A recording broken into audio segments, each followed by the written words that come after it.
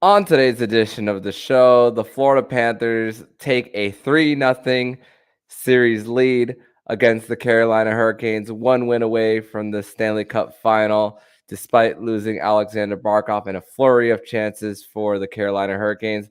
The Florida Panthers still come out on top. We're going to discuss this more on today's edition of the Locked On Florida Panthers podcast.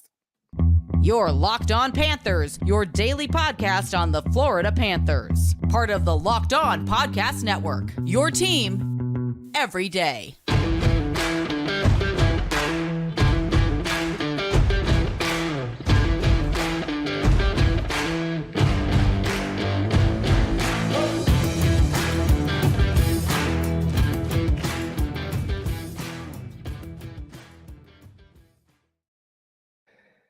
And welcome into this Tuesday, May 23rd edition of the Locked On Florida Panthers podcast, part of the Locked On Podcast Network, where it's your team every day. Thank you for making the Locked On Florida Panthers podcast your first listen of the day. I'm Armando Velez, and you can follow me on Twitter at MondoMan12. Follow the show account on Twitter at LO_FLA Panthers. You can also join us on Instagram as well at LO_FLA Panthers.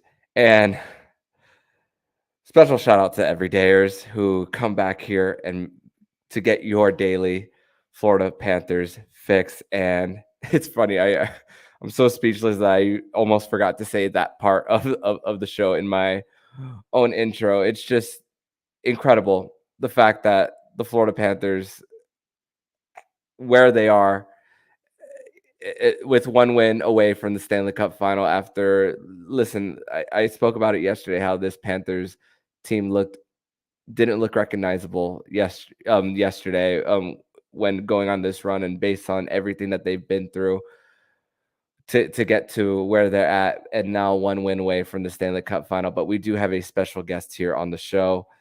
He is a familiar voice that you guys have heard here on the Locked On Florida Panthers podcast. He with a little bit of a still face at the moment, but good freeze right there, Francisco Oporta, Florida Panthers historian and Marlins historian as well, is back on the show to recap this 1-0 Florida Panthers win over the Carolina Hurricanes to take a 3-0 series lead. How are you feeling, my friend? I'm good. The Marlins didn't play today. That didn't happen. It was just the Panthers. It was only the Panthers that played today. The Heat played yesterday. They played tomorrow. Things are great, fantastic. It's amazing. Things are awesome down here. That's how it's going, Armando. That's how it's going. Los Gatos. They're up 3-0 in the Eastern Conference Finals.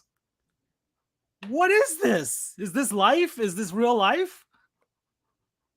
I hope nobody around you pinches you, and I hope nobody around pinches me as well. Because I don't want to wake up. I don't want to. It's just when you think about the Florida Panthers coming back home, and we this is the second straight series that they're coming back home up 2-0, and not off to a great start at home after being swept in games 3 and 4 of round 1 against the Bruins. Of course, they get that game 6 win, and and they've had to be road warriors throughout this playoff run, and coming back home where the fan base is super pumped. You have the pom-poms instead of the rally towels instead. Brooks Koepka, PGA champion, is in the house wearing his Ryan Lomberg jersey, and he has the Wanamaker trophy as well. With him. It's just the vibes around this team, the vibes around this region as well. Yeah, Jeff Conine banging the drum, 2-time World Series champion. Yes, sir. The Florida Marlins. Mr. Marlin himself was in the building, and just this team has the region just buzzing. It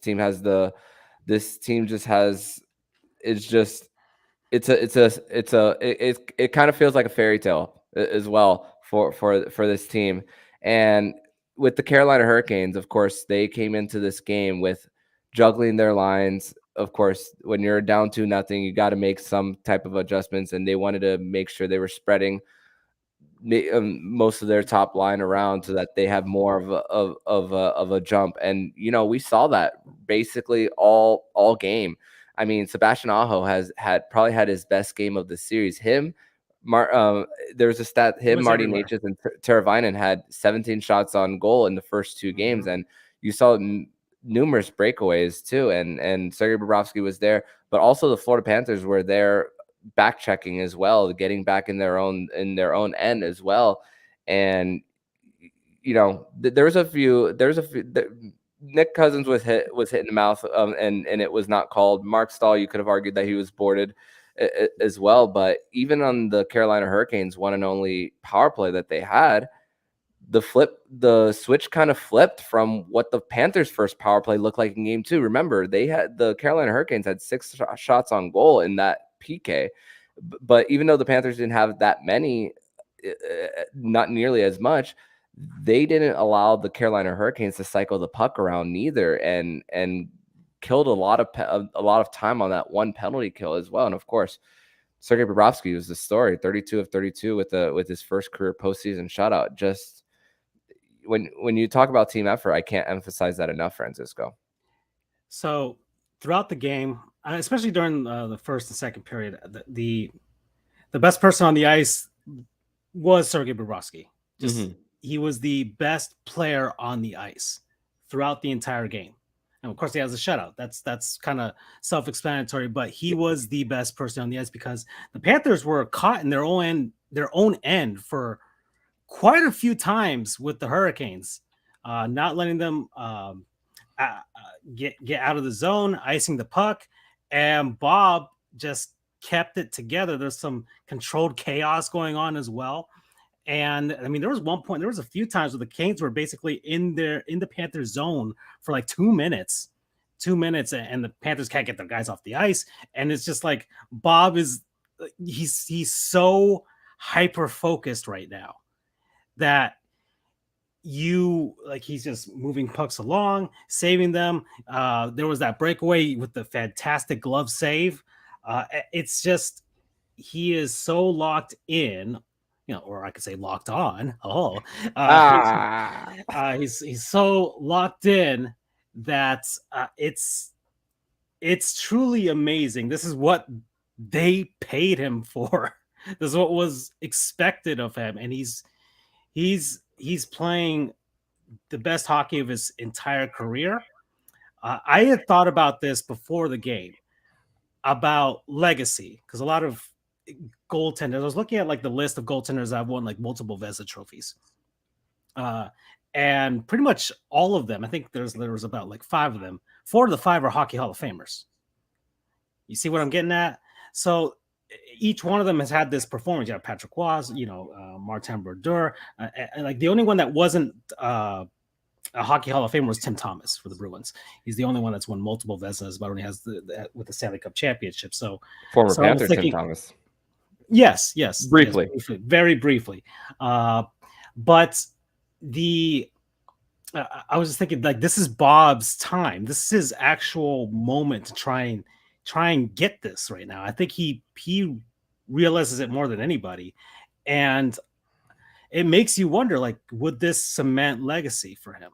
Would winning, if they somehow pull this off? I'm trying not to get too ahead of myself, because I see people on Twitter. I posted, stay humble, Cats fans, because sometimes I think that people are getting a little too brazen with the the bravado and the celebration of the team right now. It's like, y'all calm down.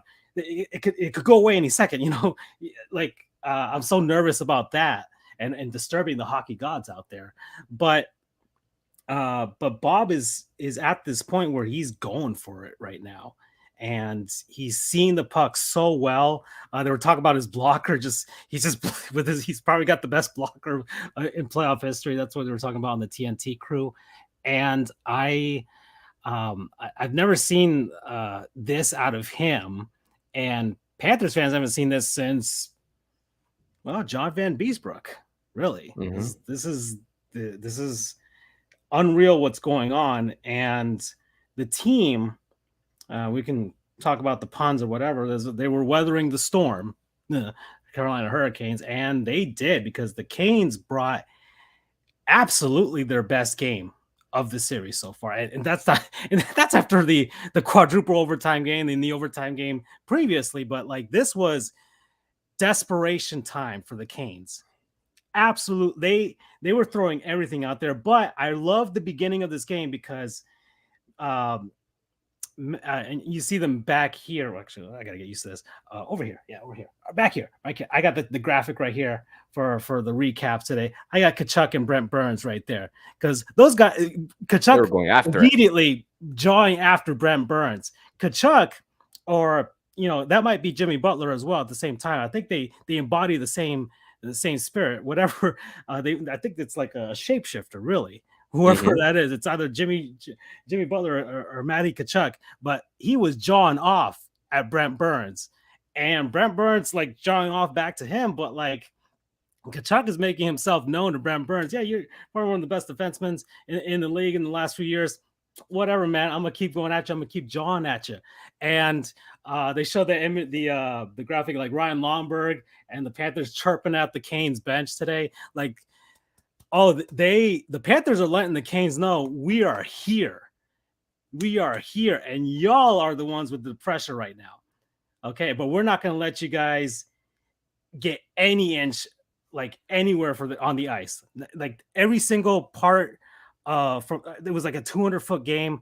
Like absolutely, the Panthers just did not let up, because that was what I was fearing. I was fearing like, when's they might let up at some point. I don't know when, but the Panthers just kept going, even when things just seemed like they were completely out of control in their own end.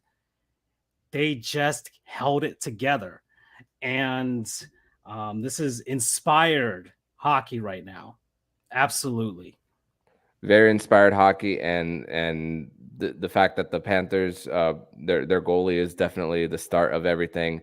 And the fact that they were able to convert on the power play as well. And we're actually going to get to the power play as we transition over to segment number 2. We're going to discuss that. We're going to discuss more about what went on in this game, and as well as the Florida Panthers losing Aleksander Barkov in this game, 7:40 into the first period. But the Florida Panthers still found a way to win. But first, we're going to tell you all about Game Time. And buying tickets to your favorite event shouldn't be stressful.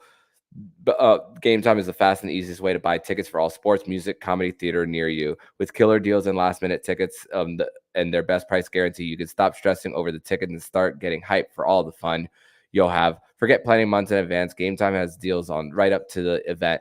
Get exclusive flash deals, tickets for football, basketball, concerts, comedy, theater, and more. Game Time guarantees that you'll get the best price. You find tickets in the same section for less. Game Time will credit you 110% of the difference. Download the Game Time app and create an account and use promo code LOCKEDONNHL for $20 off your first purchase. Terms apply. Again, create an account and redeem code LOCKEDONNHL for $20 off. Download Game Time today. Lowest price guaranteed.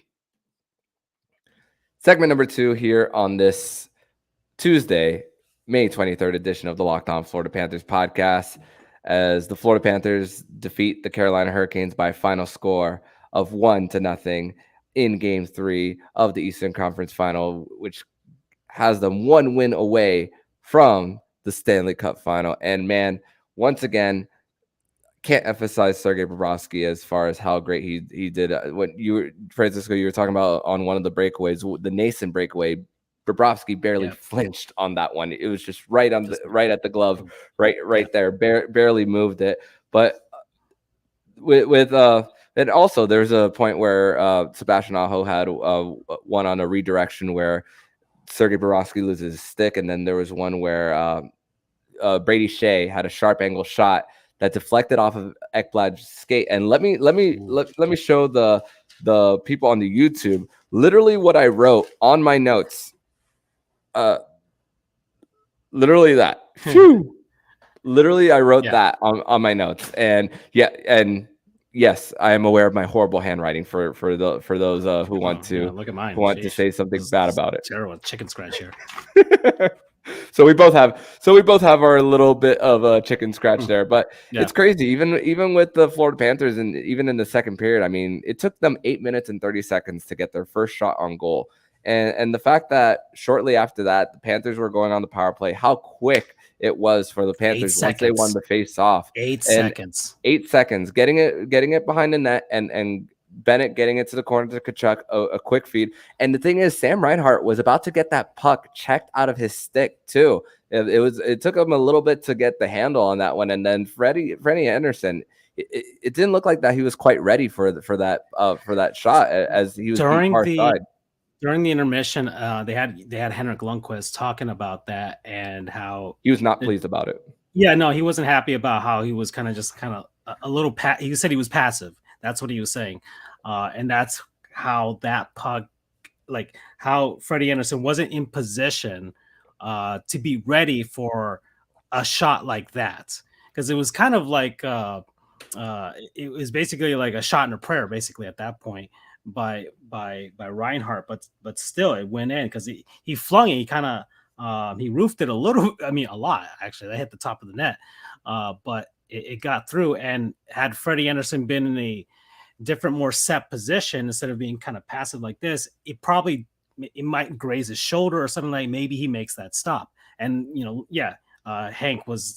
Henrik was not happy about that one from a goalie perspective. Yeah, from a goalie perspective, you definitely don't like those type. But and even it's crazy because Keith Jones, right before the Florida Panthers were about to go on that 5-on-3, he manifested Paul Maurice calling that timeout, saying, "Okay, this is your time to put a dagger into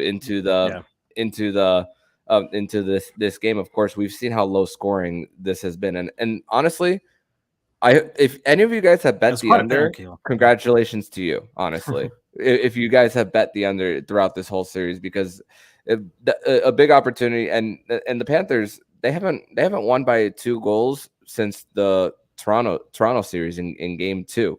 So it's been and the broadcast also showed a stat. I spoke about how the Florida Panthers haven't let games get away with them even when they were down yesterday, but the broadcast mentioned that it was 95% of the total time from game 5 of the Boston series to now that the Florida Panthers it's either been tied or with them having a lead, but 95% of the time for them. And the Keith Jones, once again, going back to that timeout, even though the Florida Panthers didn't score, you wanted to get your top guns on the ice as well to get on that 5-on-3. Gave themselves quite a few chances. I mean, the passes were quick, just like the previous power play. I mean, 1 for 4 on the night for the Panthers there. I mean. And listen, even in this game, I mean, even when the pucks that wasn't going through, that did go through Sergei Bobrovsky, when your luck is so good and your goaltender is performing to the level that Sergei Bobrovsky is, even the ones that kind of go like under his shoulder, there was one that Pesci had in the third period, goes right off the post. So 3 or 4. There were a few post hits for the Canes there, so it was a game of inches in this one. Yeah, no doubt. Definitely a game of inches. And I'm looking at this right now. 61 shot attempts at 5-on-5 to 22 for Florida. 5-on-5 shots on goal, 31 to 9. And you just got, and also I want to give credit to the Panthers when they were down the extra attacker. Even though I think it was Sam Bennett that missed the net on the empty net opportunity, but the Florida Panthers' ability to not even allow the puck to get extended time in their own zone towards the end of the game, and even with the Carolina Hurricanes having the guts to, when it was a neutral zone faceoff, to not have Freddie Anderson on the ice as well. Mm-hmm. Like when you're down 2-0 on the Carolina side of things, you have to come up with something, and you have to be desperate. And the fact that the Florida can we give Shane Gostisbehere the Razzie Award for that embellishment that he did there? Oh yeah, on the hit on the visor, yeah. Yeah, can we give him the I mean the man is playing himself out of this region at this point, right? I mean, he'll be banished from here. He's not invited to Lone Depot Park. I'm gonna tell you that right now. Okay. South Florida natives, Shane Gostisbehere as well. I was Exactly. actually He's going to be banished from Lone Depot Park. I decree it as Marlins historian. and it's crazy. I was actually at that game 82 where Shane Gostisbehere actually did have a goal in that game. But hey, Florida Panthers have been able to neutralize everything. We mentioned how the Matthew Tkachuk has been in the face of Brent Burns. It's crazy because also the physicality.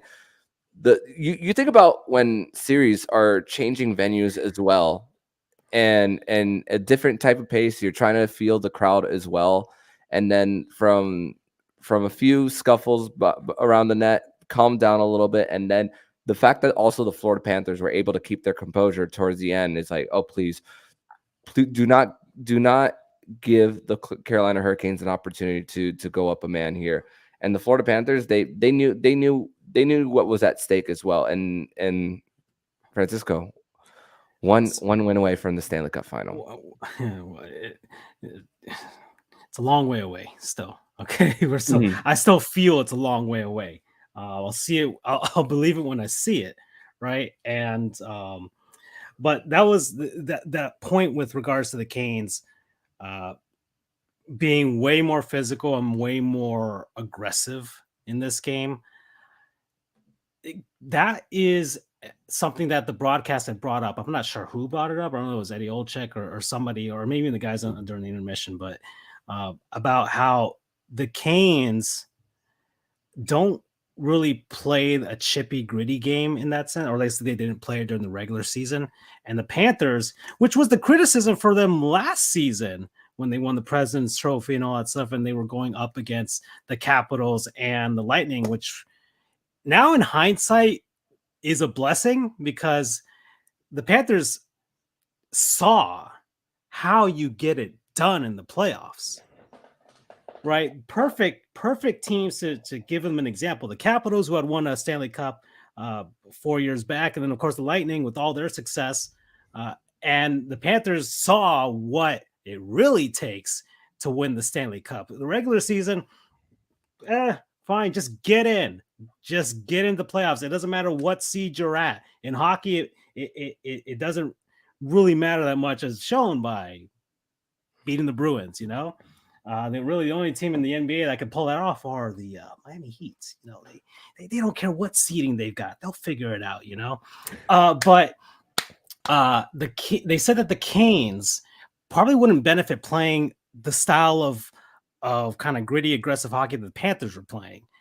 And the Panthers, it's kind of like Bane from The Dark Knight Returns. Like, you adopted the darkness, I was born in it. Like, that's what the Panthers are. Like, they were born in this greenness. They've been fighting for their lives since March.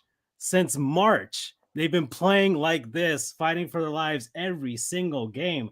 That it's every minute, every second, they are absolutely fighting for it right now.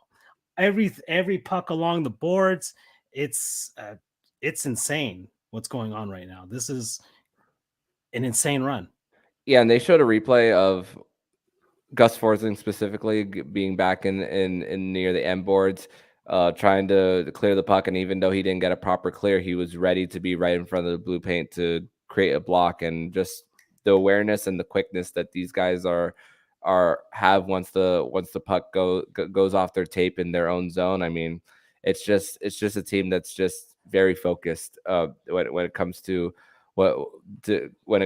just trying to win a hockey game as well, and of course the mission to get the ultimate prize, which is the Stanley Cup. But we're going to transition into segment number 3, where we're going to discuss an update on Aleksander Barkov and discuss our 3 stars of the game on today's show.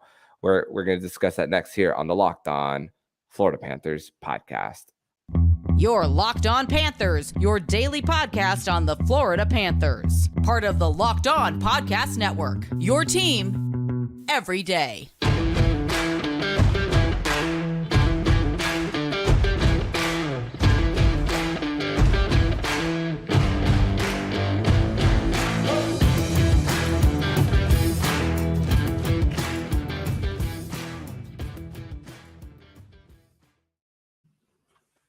segment number 3 here on this Tuesday, May 23rd edition of the Locked On Florida Panthers podcast, where the Florida Panthers are coming off a 1-0 win over the Carolina Hurricanes to take a 3-0 series lead. And this is just great. I'm overwhelmed in a good way, and joyous, ecstatic. Well, let's actually play a little game. This is just on the fly. Name a word that you are feeling. That's a synonym to joyous or happy or excited.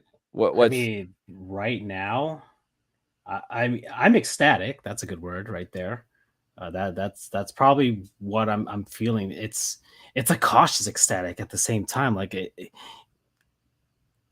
I can't imagine, because there's plenty of people that watch this that are, on Twitter, go to the games, have been there since '93, man.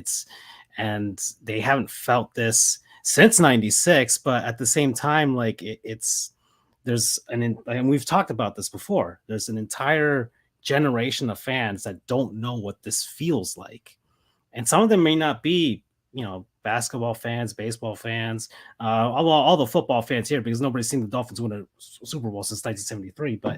But like, it's crazy what's going on down here, that people are experiencing this for the first time ever. And I've had my fair share of, it's fun trolling Northern hockey fans right now, because they are absolutely steaming over the Sun Belt Conference Finals right now. But they talked to Wayne Gretzky about it, because his trade to LA brought all of this together.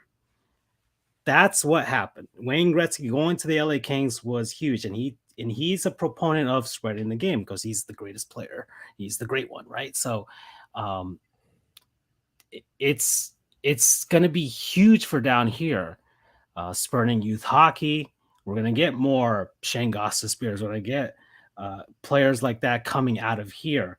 Maybe we'll get a guy who's the caliber of of Matty Tkachuk, right? That's, born and raised down here. Doesn't have to go live up north or anything like that to further his ambitions and stuff like that. Like the Panthers building the new practice facility out in Fort Lauderdale, it's growing. Like I went to Publix on Saturday, I think. Yeah, Saturday. And I went in my Panthers jersey, right? And I'm in Hialeah. I feel like I'm the only Panthers fan down here, but I was walking down one of the aisles in my Panthers jersey, and this old Cuban man gave me a thumbs up. I'm like, all right, the Panthers, they're touching people down here, right here in the corazon, right here. That's it's what they've been missing, that those 90s teams. And then Pavel Bure gets traded, and then it fizzled. Everything fizzled in an entire decade. Like of turmoil. People are surprised, like, oh, they don't bring any people to games. Like, you've had a decade of that. It's like, well, in Canada, they was like, oh, you guys have nothing to do over there. That's why. Sheesh, where are you gonna watch the Blue Jays? They always suck. Anyways, I'm going off right now because I'm ecstatic right now. That's the perfect word. I am going off right now because I got a lot of petty to give to some people, that's for sure. But this is not analysis whatsoever. This is basically sports talk radio at this point. But you're gonna have to reel me in, Armando. I'll stop here. I'm ecstatic, and a lot of people are, and I'm very, very happy for a lot of people in the Panthers organization. Since I started covering the team, there's a lot of people who deserve this right now, that work for the team right now. Absolutely deserve it, and I'm so happy for them. But one more win. We still need one more win, and then we'll see what happens after that. So here's a tweet from Adam Seaborn. TV ratings for Florida, Carolina, 4 overtime game on TNT, 4.31 million average minute audience for a 355-minute broadcast. So miss me with that whole Sun Belt matchup is hurting ratings. Miss me with that.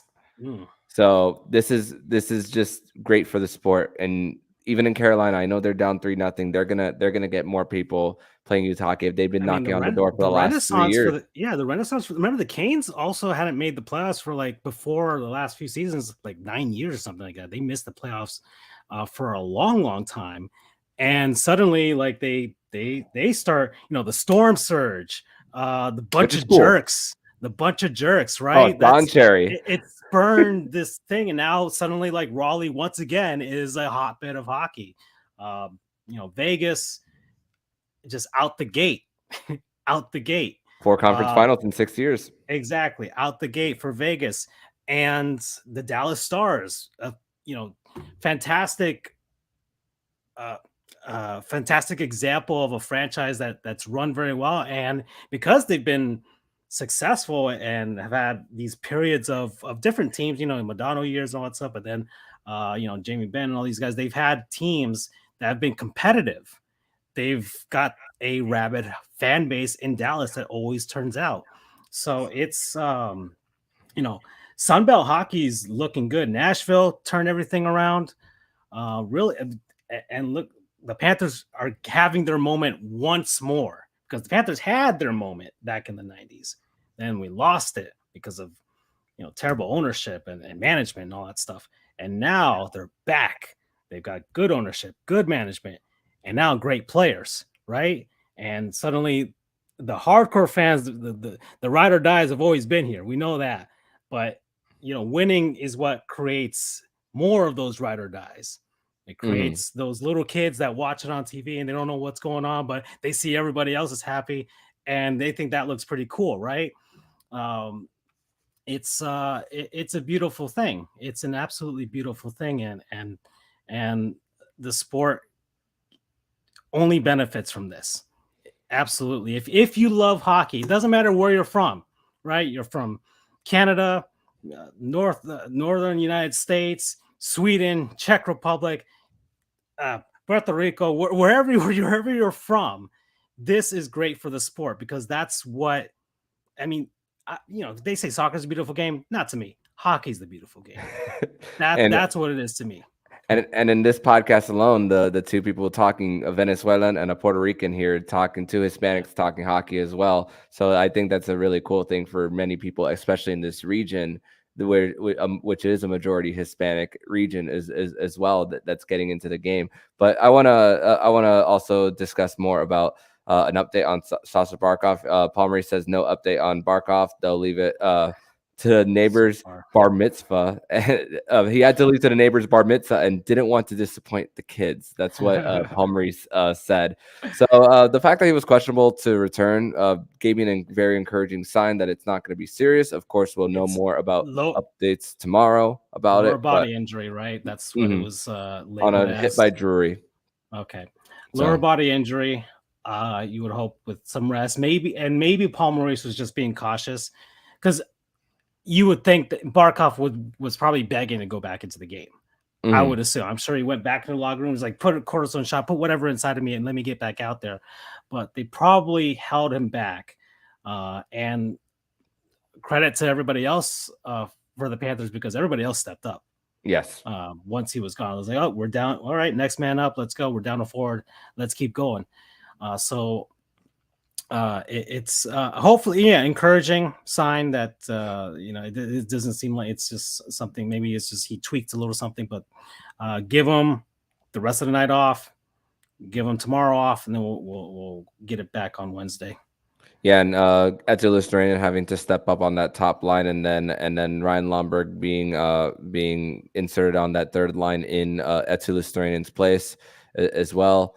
So a little bit of a line juggle. So of course, Etu, with his flexibility with wing and center, it made it an easy decision for Paul Maurice. But quickly, before we get out of here, 3 stars of the game. Mine are Sergei Bobrovsky, Sam Reinhart, and Matthew Tkachuk. Of course, the past few games I've left Sergei Bobrovsky off my 3 stars, because it felt like it's like the standard at this point, for him to perform this way. But with a shutout, you have to put Sergei Bobrovsky there. Of course, Sam Reinhart with the goal, and then Matthew Tkachuk, of course, consistently in people's face, and then of course the apple for You got an for assist on the that game-winning goal goal. too. Yeah. So, who are your 3 stars of the game for Game 3?